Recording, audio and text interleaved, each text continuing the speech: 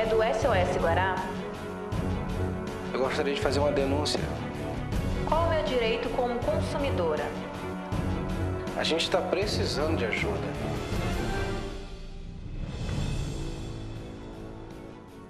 Olá, está no ar o programa SOS Guará. A Promotoria de Justiça especializada na defesa do consumidor recebeu a denúncia de venda de gás de cozinha adulterado aqui em São Luís.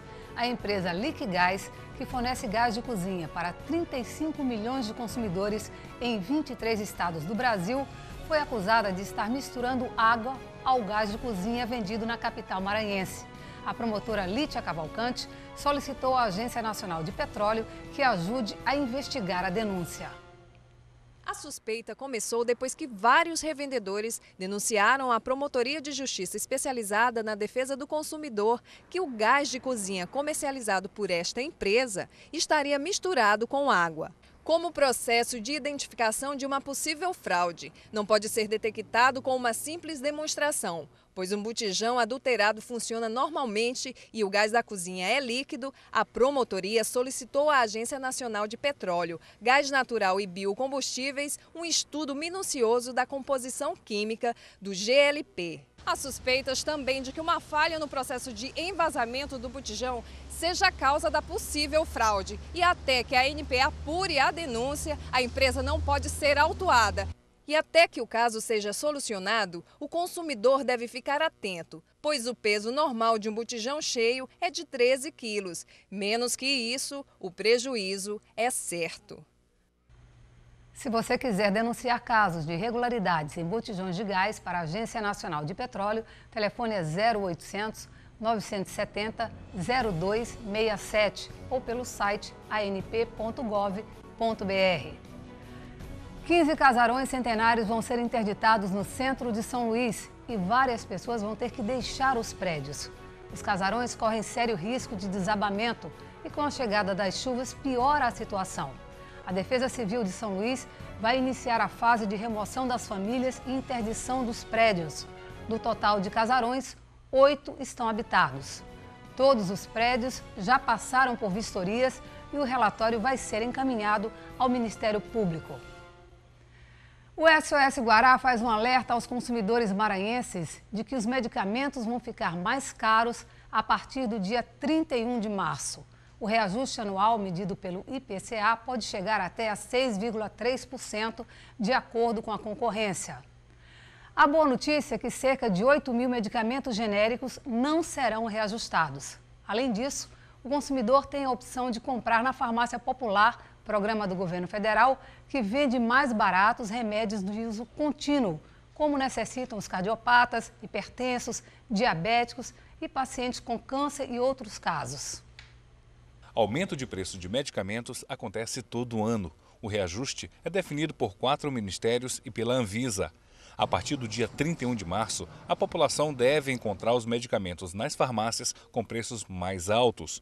De acordo com a Câmara de Regulação do Mercado de Medicamentos, o aumento médio será de 3,61%. E o reajuste máximo em alguns medicamentos deve ser de 6,31%, o que corresponde à inflação dos últimos 12 meses, medida pelo IPCA. Segundo o presidente do Sindicato do Comércio Varejista de Produtos Farmacêuticos do Maranhão, Denilton Gonçalves, reajustes de medicamentos abaixo da inflação significa prejuízo para as farmácias. Um aumento de 3,61%, que é a média desse máximo do medicamento, logicamente não cobre as custas das farmácias, através de funcionários, através das despesas, portanto tem que tirar do lucro da farmácia. O reajuste será em 3 categorias. A primeira é a do grupo de remédios em que os genéricos têm grande participação no mercado. Nesse caso, o reajuste pode chegar no máximo a 6,31%. Na categoria 2, onde os genéricos têm menor participação, o reajuste máximo será de 4,5%.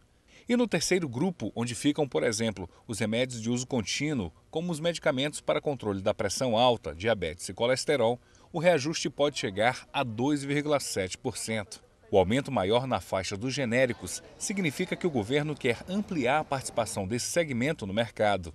É que a população desconfia da qualidade de remédios muito baratos. É um medicamento que é que tem toda a assistência, toda a fiscalização por parte do governo.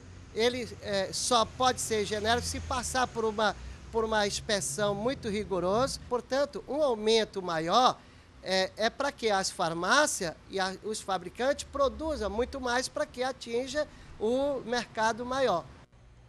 Nós vamos ao intervalo e voltamos em instantes.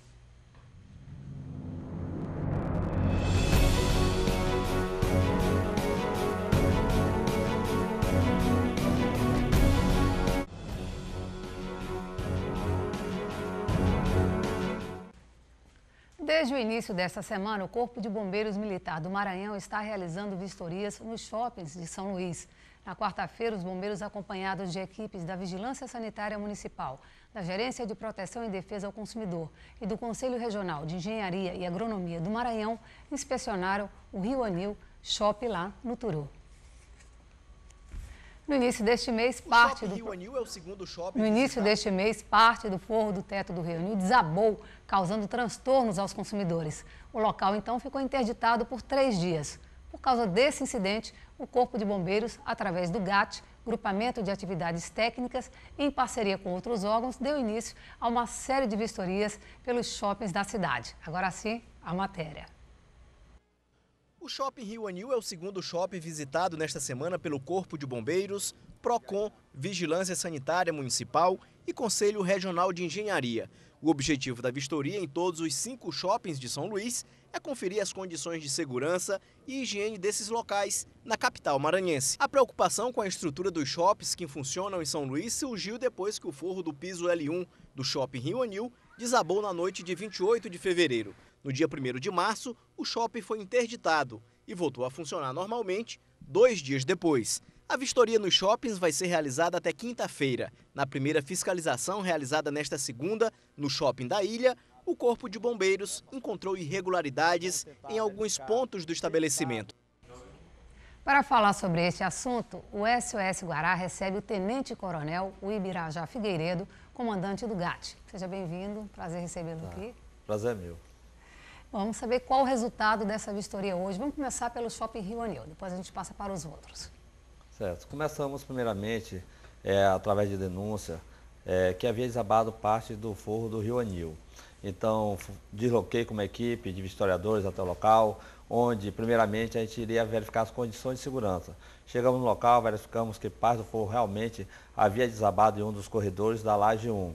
Só que, além disso, foi observado que todo o forro foi feito numa mesma época. Então, houve a preocupação do Corpo de Bombeiros, através do Grupamento de Atividades Técnicas, em verificar se parte do forro tinha desabado, porque as demais partes não estariam comprometidas, já que havia sido feito numa mesma época. Então, foi solicitado um laudo técnico de um engenheiro especializado, de uma equipe. Então, por esse motivo, para que nós tivéssemos essa certeza, o local foi interditado até que o shopping apresentasse esse laudo técnico e as pessoas pudessem frequentar aquele estabelecimento e ele com segurança. Depois de feito isso, nós demos um prazo e o shopping apresentou esse laudo e foi recuperado esse forro. Então, houve uma reunião entre vários órgãos, Promotoria do Consumidor, CREA, Vigilância Sanitária Municipal, PROCON e GAT, onde resolvemos fazer uma verificação em todos os shoppings de São Luís, uma vez que já era a determinação da governadora e do nosso secretário de Segurança, doutor Aloysio Mendes,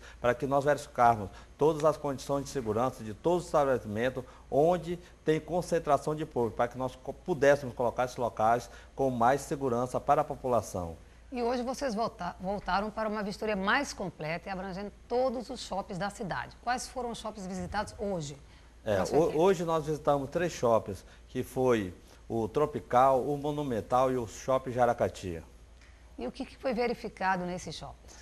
Primeiramente, nós estivemos no Shopping Tropical. No Shopping Tropical, nós verificamos que parte da fiação estava exposta, verificamos que foi apresentado um projeto junto ao Grupamento de Atividades Técnicas. Esse projeto era da Central de GLP, que é a Central de Gás, onde lá continha 12 cilindros de GLP. Esses cilindros eles deveriam estar separados por uma parede corta-fogo. No entanto, o shopping fez uma central única e todos esses cilindros estavam no mesmo ambiente. Então, por esse motivo, também verificamos que lá na caixa d'água havia 2 canalizações de incêndio, onde uma iria alimentar todas as caixas de incêndio do lado esquerdo do shopping e a outra todo do lado direito. Porém, com o tempo, resolveram cancelar uma dessas ligações, né? E ramificaram todas as ligações da caixa de incêndio para uma única tubulação de incêndio. Com isso, houve a diminuição da pressurização das caixas de incêndio. Então, como o shopping ele apresentava uma condição de segurança, nós emitimos um certificado de aprovação e ele não continuou com essa condição de segurança, então o shopping foi notificado, foi dado um prazo de 30 dias para que ele pudesse se legalizar, né? E nós multamos o shopping. O Tropical. O Tropical. Em seguida, nós fomos no Monumental. E qual foi a situação no Monumental? No Monumental, após verificação da equipe, nós observamos o seguinte, que lá possui uma escada enclausurada. Essa escada é justamente quando ocorre um incêndio no shopping, todas as pessoas não irão utilizar o elevador. Eles terão essa escada, que é uma escada protegida, onde eles poderão sair do estabelecimento com segurança. Porém, lá havia alguns obstáculos, alguns carros de limpeza dentro da escada enclausurada. Fomos também até a central de GLP. A central de GLP do lado, lá tinha um alojamento para funcionários. Isso não pode ocorrer, porque no caso de vazamento de GLP, os funcionários seriam as primeiras vítimas desse acidente. Fomos até também a central, a caixa de força, né, onde fica todo o cérebro, né, da energia daquele estabelecimento. E lá dentro dessa central de força, nós observamos que lá tinha decorações natalinas, lá tinha carro de mão, tinha terra, tinha telha, era um depósito.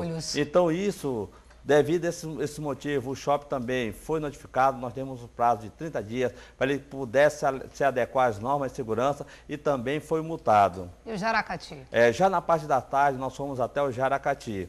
Lá observamos na praça de alimentação algumas fiações expostas. Essas fiações deveriam estar protegidas através de conduítes, porém não estavam. Na praça de alimentação. Na praça de alimentação. Extintores de incêndio estão funcionando em todos eles? Os extintores estavam vencidos. Fizemos o teste de pressão dos hidrantes. Havia caixa de incêndio que estavam faltando mangueira, estavam faltando esguichos. Mangueiras furadas. Então, por isso o shopping também foi notificado. Demos um prazo de 30 dias para que se adequasse às condições de segurança e o shopping também foi multado.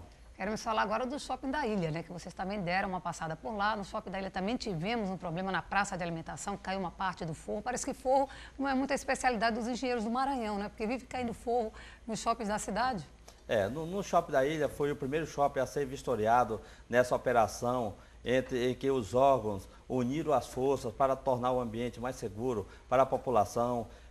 Alguns casos realmente de acidentes, de incidentes ocorreram nesse shopping.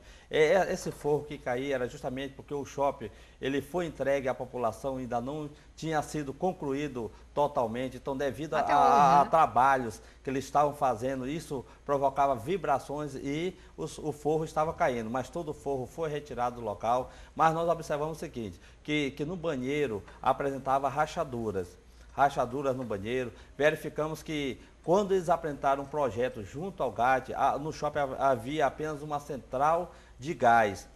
Na parte de trás? Na parte de trás, próximo ao estacionamento. Quando fomos fazer essa vistoria na segunda-feira, constatamos que foi construída uma central de gás na frente, próximo ao quiosque da Brahma. Essa central de operações, a menos de 1 metro, tem um fosso. Em caso de qualquer vazamento de GLP, esse GLP poderia ir para esse fosso e o acidente poderia ser muito grande. Verificamos também extintores de incêndio, em que havia um obstáculo para que aquela pessoa pudesse acessar aqueles extintores, havia cadeiras, mesas. Verificamos também que a pressão dos hidrantes não estava adequada de acordo com a legislação. E no mês de outubro do ano passado, nós verificamos também a necessidade de colocar um guarda-reios no estacionamento, uma vez que o consumidor, ao acessar o shopping, Ao passar da porteira, né, da cancela eletrônica, a menos de 200 metros tem uma curva, onde tem um precipício. Então, em caso de um mal súbito, uma distração do motorista, isso poderá causar um acidente muito grave. Então, foi solicitado também esse guarda-reios e até o momento não foi colocado. Então, no shopping nós temos também um prazo de 15 dias, o shopping foi multado. E se não se adequar às normas de segurança, ele poderá ser interditado.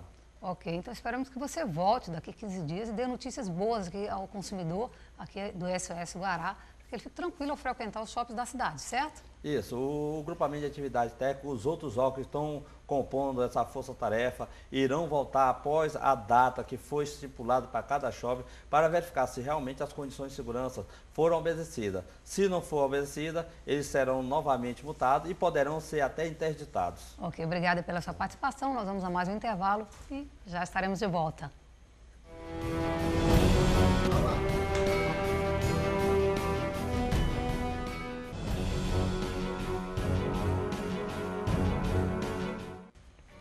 Estamos de volta com o SOS Guará.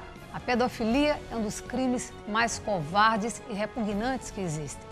Em geral, o perigo mora ao lado ou mesmo dentro da casa da gente. Em 90% dos casos, o abusador é alguém de confiança da criança, um conhecido da família, um parente próximo ou, o que é mais doloroso, o próprio pai. Infelizmente, cresce o número de casos de pedofilia em todo o mundo. O Maranhão já é o 5º estado do Brasil com maior número de ocorrências, de acordo com o Disque 100, desse crime de pedofilia. Portanto, fique de olho. Vamos proteger as nossas crianças. O diálogo aberto, a restrição ao uso da internet e o monitoramento rígido da rotina do seu filho podem evitar novos casos. Lembre-se, o pedófilo pode ser qualquer pessoa, o pastor, o padre, o vizinho, o professor de natação, o padrasto ou o pai biológico. Para falar conosco sobre o crescimento dos casos de pedofilia no Maranhão, nós convidamos o promotor de justiça, Márcio Tadeu Marques, titular da Promotoria da Infância e Juventude. Prazer recebê-lo mais uma vez aqui no SOS Guará. Muito obrigado pela oportunidade. Doutor Márcio, a gente está aumentando o quê? Os casos estão aumentando, as denúncias estão aumentando? Acho que podemos dizer que as duas coisas estão acontecendo. A sociedade cada vez mais vê com menos naturalidade os casos de violência sexual contra crianças e adolescentes. E isso é uma conquista importante, né? Na década de 80, o jornalista Gilberto Menstein escreveu um livro chamado Meninas da Noite, que ele contava o problema da exploração sexual comercial na região do Bico do Papagaio, inclusive Imperatriz, em que ele noticiava a aceitação social para casos, por exemplo, de leilão de meninas virgens.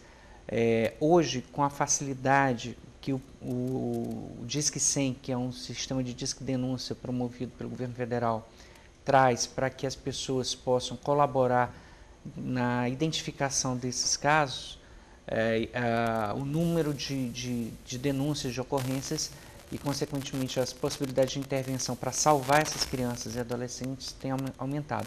E também com o aumento populacional, é muito provável que isso também tenha uma incidência em relação a isso. Porque é preciso que se diga que os casos de violência sexual, eles não, contra crianças e adolescentes, eles não acontecem apenas com pessoas que têm essa parafilia, né? Essa perversão sexual da pedofilia.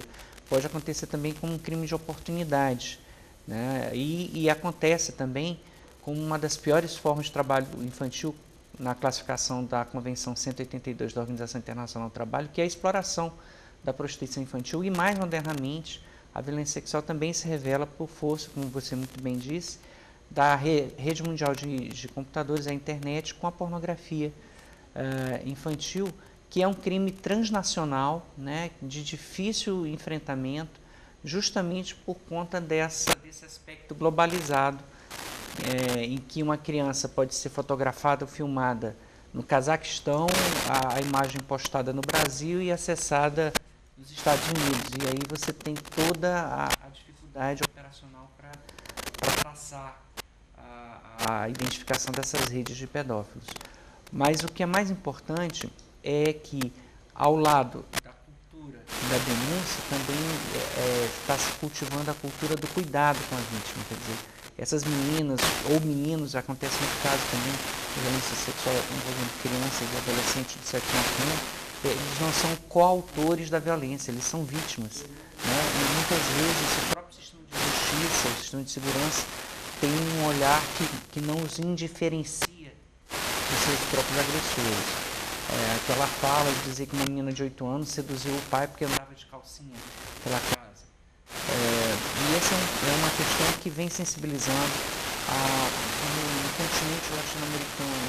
A Associação Internacional de Juízes da Infância tem criado bases como a justiça adequada a crianças e adolescentes, inclusive na forma de ouvir essa criança. Porque dizem os psicólogos que a repetição da narração do fato várias vezes é uma forma de revivenciamento e de revitimização dessas crianças. Por isso que o Maranhão é um dos estados pioneiros a partir do Acordo de Solução Amistosa com a OEA, na criação do CPTCA, que é um centro especializado para a oitiva dessas crianças, de um modo de que elas não venham ser novamente violadas agora no seu direito à privacidade e à sua dignidade. Quero saber, em relação às denúncias que chegam à promotoria, nos casos em que o próprio abusador é o pai biológico, a gente vê muitas vezes que a mãe também é conivente na hora da denúncia, é sempre uma terceira pessoa que denuncia e a mãe tenta, de alguma forma, encobrir isso.